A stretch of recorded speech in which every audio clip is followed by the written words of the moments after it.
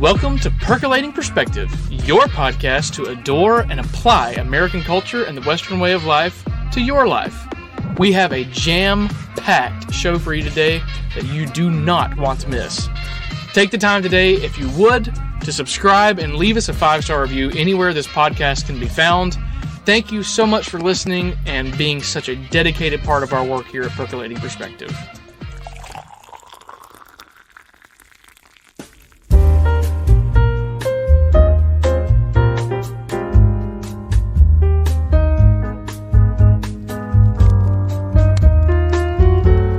Today's drip is eerily good and will drive you crazy.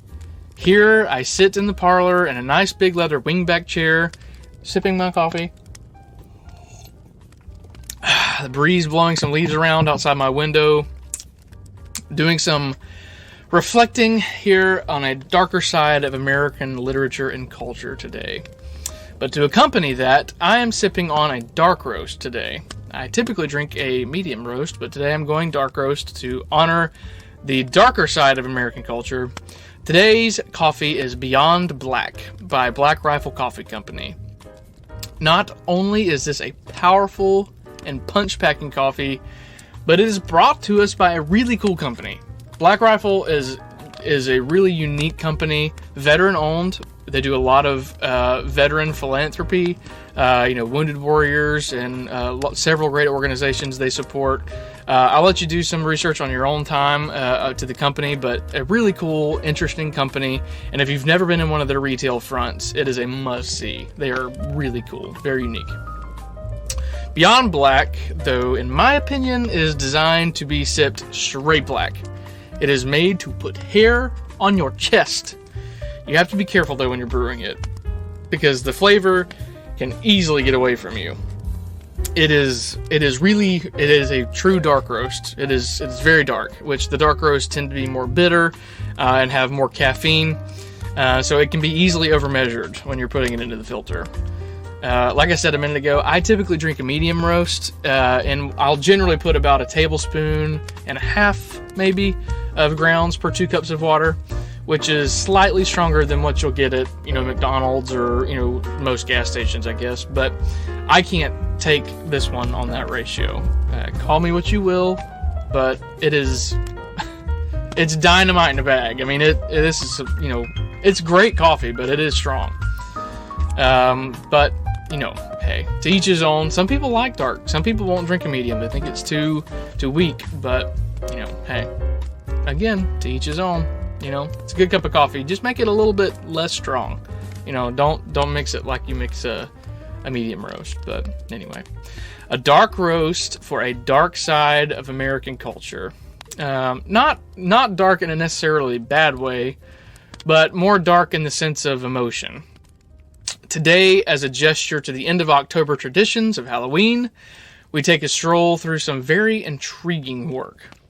Halloween has been a very controversial topic in America for centuries and still is a very divided issue among Christians for a good reason.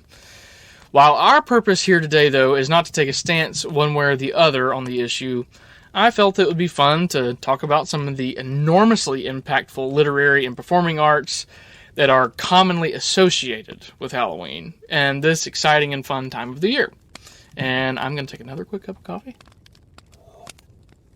Excuse me, sip. I am out. All right, so the father of what we would call the American horror story or the creepy tale is none other than Edgar Allan Poe, one of the first celebrity types in America who was actually able to see some of his popularity before he died. However, he could never have dreamed of the impact and notoriety he would eventually achieve. For our football fans, the NFL team, the Baltimore Ravens, is actually named after one of Poe's most famous works, The Raven. Baltimore was Poe's hometown, and so I'm sure they felt it fitting to name it The Ravens. I will say, I think Ray Rice took the Telltale Heart a little too seriously. Much to Ray's surprise, it is much more difficult to put someone beneath the floor of an elevator than beneath your neighbor's house. But I digress. Edgar Allan Poe has a very checkered reputation. Most believe him to have been mad, or actually insane. A lot of people think he was nuts. He was insane. Like, he was actually certifiably crazy. But as with many larger-than-life characters of American history, I believe that much of his reputation has been fabricated, mostly by jealous competing authors, but more on that here in a little bit. This is pretty common, actually. So if you've ever heard of the baseball player Ty Cobb has a reputation of having been a real jerk. He was horrible. In fact, I've even heard call people a Ty Cobb, meaning you're a jerk. You're a Ty Cobb. There is an investigative reporter that actually did some work on the Jerry Sandusky and Joe Paterno stuff back in the day with Penn State. His name is John Ziegler. I encourage you to look up his work. He's an independent investigative journalist. He's done some sort of, I guess we'll call it cold case work on Ty Cobb, and has gone back and actually looked at some things that were written by his team and by his family and by his coach. And believe it or not, Ty Cobb is the exact opposite of what everybody makes him out to be and believes him to be.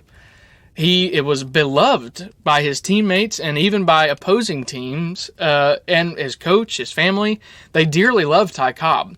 But there was a sports reporter that did not like him, had a bad incident with him, and from that day forward just wrote slanderous and libelous stuff about Ty Cobb, and that's where everybody believed it, and they thought he was a dirtbag, and that's the power the media has. But again, I digress. Edgar Allan Poe was born in Boston in 1809. This means that Poe would have been born while Thomas Jefferson was president. And Poe would actually later attend University of Virginia, which was founded by Jefferson. He did, however, he gave up pretty quickly. He gave up after a year after realizing that he wasn't too fond of Richmond, and probably being from Baltimore, Richmond was probably a culture shock for him. He also found out that his fiancée had married another person in his absence, so also not good. He quickly became somewhat destitute, and he decided that to make some money, he would take some jack-of-all-trade type jobs, even at one point writing for a local newspaper. He used the pen name Henri Le René. So, to put that in American, Henry Le Renette. Poe was not able to keep food on the table doing this, though, so he decided to enlist in the army. He used the name Edgar Perry, though. He claimed that he was 22, when in reality at the time he was only 18, so already not off to a great start with the military. He began his service at Fort Independence in Boston, and he continued writing and wrote a couple of small books, but he signed them just by a Bostonian. Didn't actually put his name on it. During his first year of military service, he released his first book. It was called Tamerlane and Other Poems. And after the release of the book, his regiment was then reassigned to Fort Moultrie in Charleston, South Carolina, and he actually did well there. He was promoted to Sergeant Major of Artillery, which at the time was the highest ranking position an NCO could be promoted to. So he did quite well there. And that was only in a 2-year period of time. And then he actually went to West Point for a while. However, he decided he wanted to leave and had himself purposely court-martialed to get out. And get this, the charge that was brought against him was not attending formations, classes, and church. Now, to take a brief pause here for just a second and to have somewhat of a sidetrack, I find it truly unbelievable and astonishing that what was standard practice for over 200 years is now considered unconstitutional. We have now reached the point where it wouldn't surprise me to hear that West Point had adopted some new rule where you could be court-martialed for going to church. Our military was a God-fearing and God-honoring organization for centuries until our dear, sweet progressives decided it was a good thing to turn our back on the great general, as many of our founders and military leaders have described God throughout American history. And now we have taken on the god of humanism and self-worship. But, again, I digress. In 1836, Poe landed on probably his most odd and what we'll call subpar ideas. He decided to marry his first cousin, Virginia Clem. And to make matters worse, Poe was 28 at the time, while his cousin bride was only 13 years old. Maybe her parents should have named her Kentucky Clem instead. Just saying. I mean, that's pretty funny.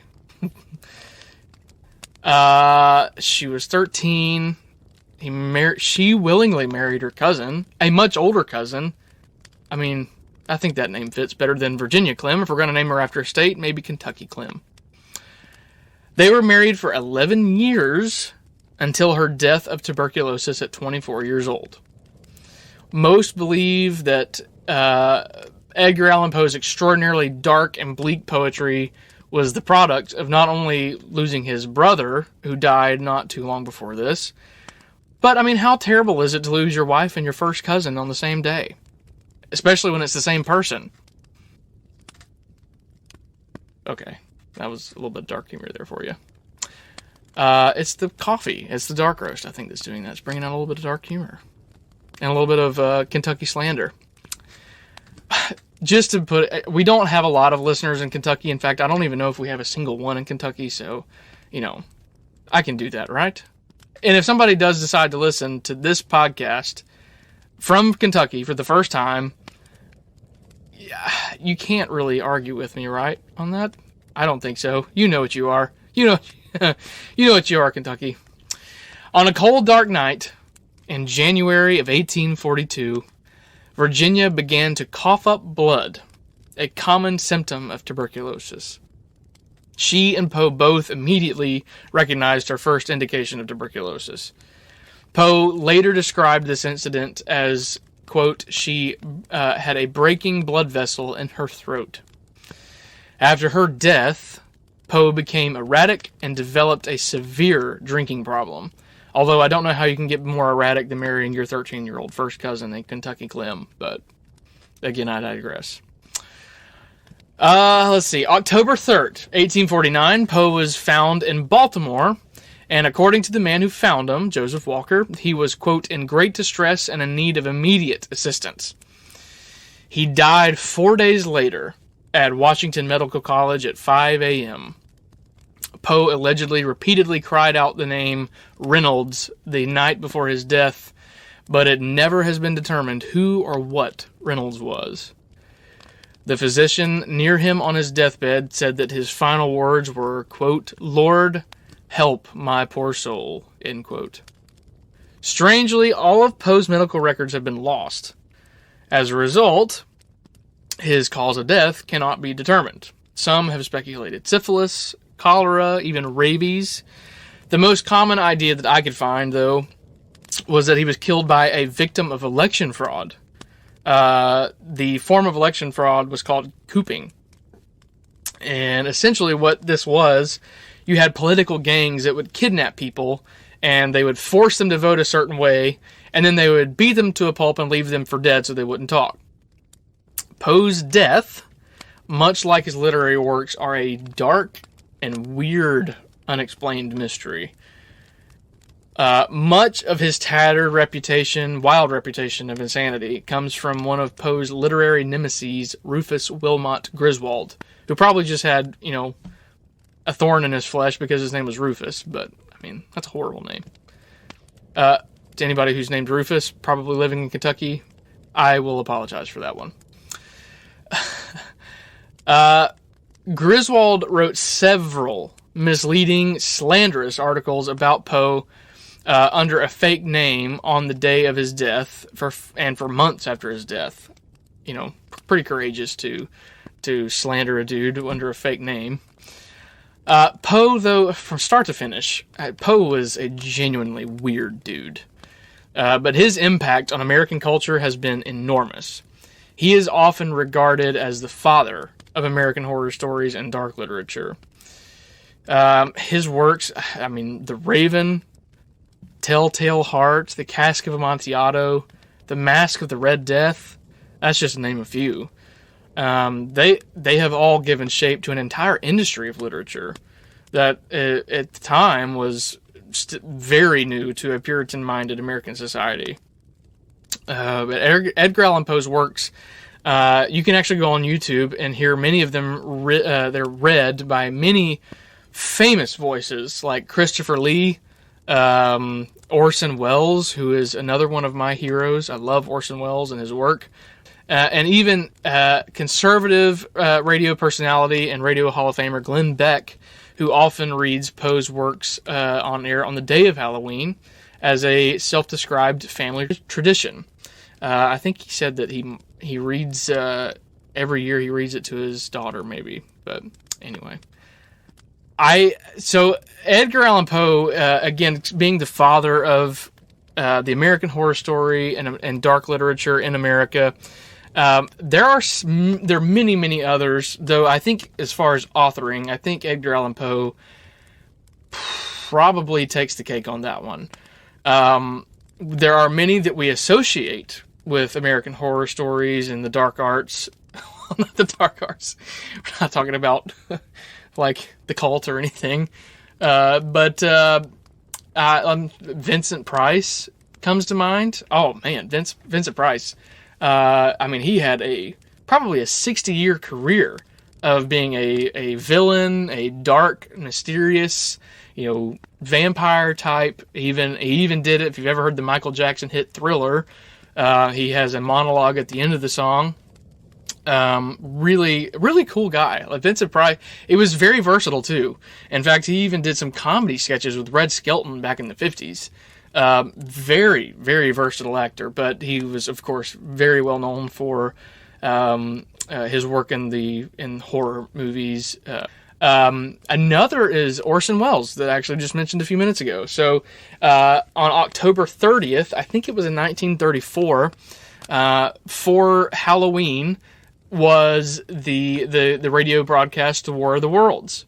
And if you've never heard that story or know much about it, I first of all encourage you to go on YouTube and listen to the radio broadcast. It's a little long, it's about an hour or so, but it was originally aired on, of course, AM radio is all they had back then, but it was aired as a story, and it was about aliens invading the planet Earth. But the way Orson Welles put it together, Orson Welles, if you've ever seen, Citizen Kane, The Third Man, The Stranger, Orson Welles was a brilliant man when it came to portraying an idea through a microphone to somebody's imagination. And it even later became just as good on screen. And he actually preferred the black and white over the color medium. He felt that it was more expressive and it relied more on the story and less on the actors. But anyway, again, I digress. Orson Welles, The War of the Worlds on October 30th. There's some debate on what the impact of that really was, but we have now radio signatures. So every so often on the radio, you'll hear them break in. This is WKRG, whatever. You're listening to this radio station. Well, that station identifier, most believe that came as a result of the War of the Worlds broadcast. Orson Welles had made it so lifelike and so real that people actually believed that Martians were invading and invading a small town in New Jersey. They landed there, and the show starts off with it, music playing in the background, an orchestra playing, so it sounds like a true, actual radio broadcast with intermittent news updates breaking in on occasion and updating with the story. It starts off with, there's some unexplained explosions on Mars that somebody is seeing through an observatory, and progresses all the way to the point where aliens come and completely wipe out the United States. And people actually thought that was happening because he had made it so real and so lifelike. And I gotta tell you, I'm telling you, go on YouTube and listen to it. I get it. Like if I'm in 1930, radio is relatively new. If I heard it, and if you put yourself in the shoes of somebody in the 1930s, it's very convincing. He did a phenomenal job with everything he did, but this particular radio broadcast, I understand why people were freaking out. But yeah, Vincent Price, Orson Welles. I mean, there are many people that are, renowned for their work in this, and particularly in the what we call Halloween type movies. Oh, and again, going back to Cary, I love Cary Grant. Take a look at Arsenic and Old Lace. I think you can probably get it on Amazon Prime if you have the movie. But that is I won't give that one away because it's such a plot twist. But it's a comedy, but it's sort of it's a Halloween comedy. So like at the very beginning in the titles, it tells you that it's a Halloween story, but it's a Frank Capra movie. So the same guy that directed It's a Wonderful Life. And actually did some documentary work in World War II. The same guy that did, I mean, if you think It's a Wonderful Life, Jimmy Stewart, George Bailey on Student Loan,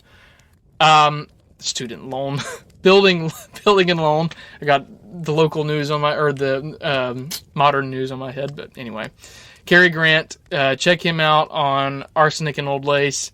A fascinating movie, great movie. It is very funny, but also a good work by Frank Capra. So anyway, with that said, we're going to end it. Thanks for listening in today. Please subscribe to our podcast and leave us a 5-star review, as this will move us up in the rankings and the algorithm will put us in other people's feeds. America, I love you. You have produced some amazing people with amazing stories, and I have no doubt you will continue to do so. Until next week. Oh, quick announcement. Next week, we are going to have an interview with a pastor, Aaron Harris, and he will be joining us to talk about men's fashion, American style, what that means to him, and what that means to somebody that's in ministry, Christian ministry, and is that a biblical concept? Should Christians be worried about their outward appearance? It's going to be a great interview. I'm very excited about this. I think you're going to love it.